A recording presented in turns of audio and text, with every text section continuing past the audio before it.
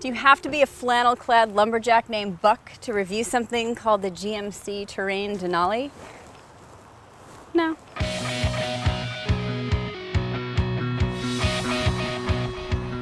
This second-generation Terrain is entirely reimagined, starting with an all-4-cylinder engine lineup. Bye-bye 3.6-liter V6.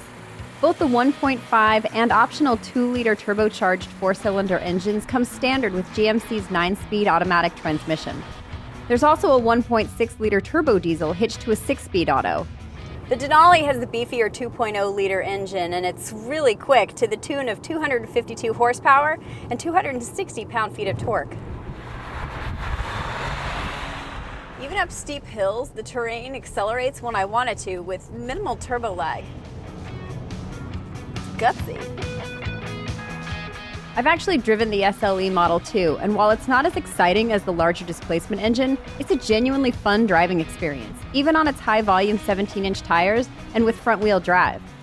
The 1.6-liter turbo diesel gets you even less power, with 137 horses and 240 pound-feet of torque. But the 38-mile-per-gallon dividend might be worth it.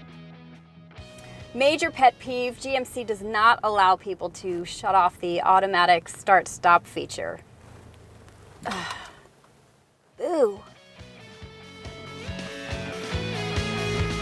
The steering has a nice touch. It's responsive and surprisingly sporty feeling. But the all-new architecture it rides on might be the most impressive thing on this Terrain redo. It's 3 inches shorter and has a 34% stiffer structure compared to the outgoing model. What that means for the driver is better ride quality, improved handling, better maneuverability, especially on winding mountain roads, and significantly less body roll mid-turn. I think Buck, were he here, would agree that they were successful.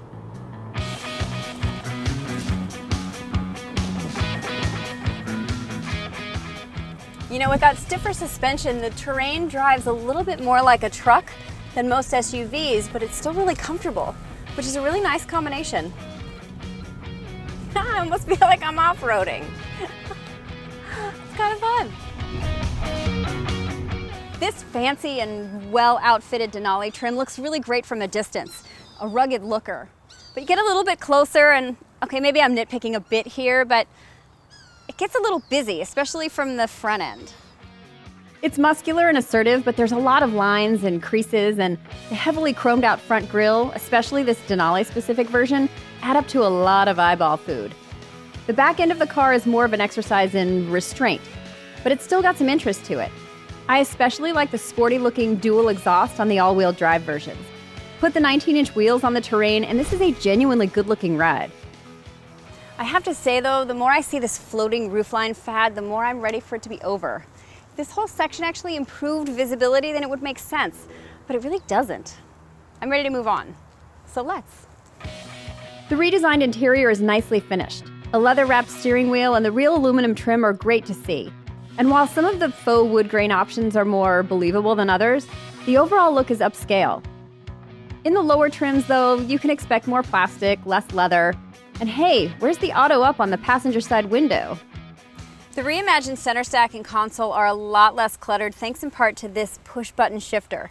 The jury is totally out for me on whether it's okay or not. I'm not used to it, so maybe it just takes a little more time.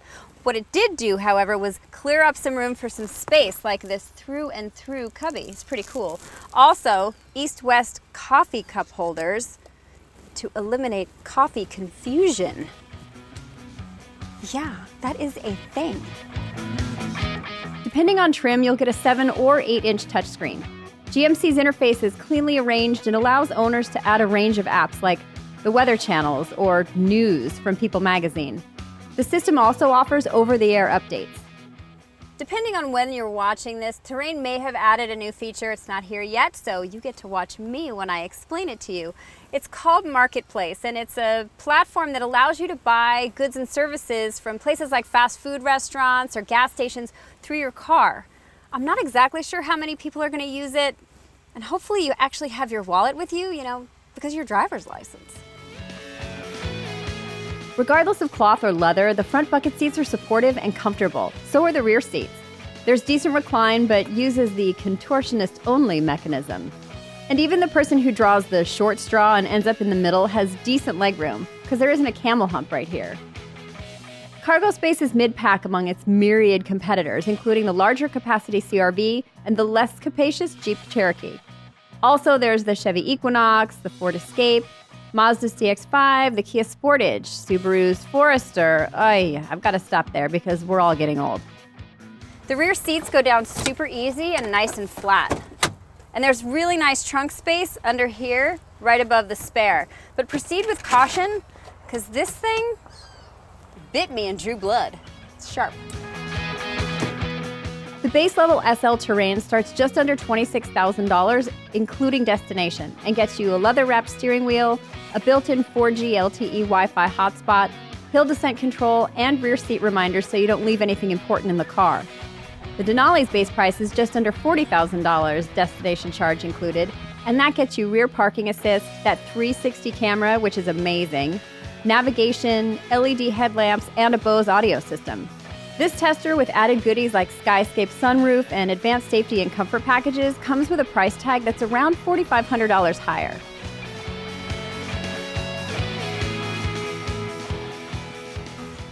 GM put a lot of thought into the Terrain, and it really pays off. Certainly they put more thought into this than I did my choice of shirt today. It's been 90 degrees all day and I'm wearing flannel. Genius. Clearly for today, the GMC Terrain is the smarter choice.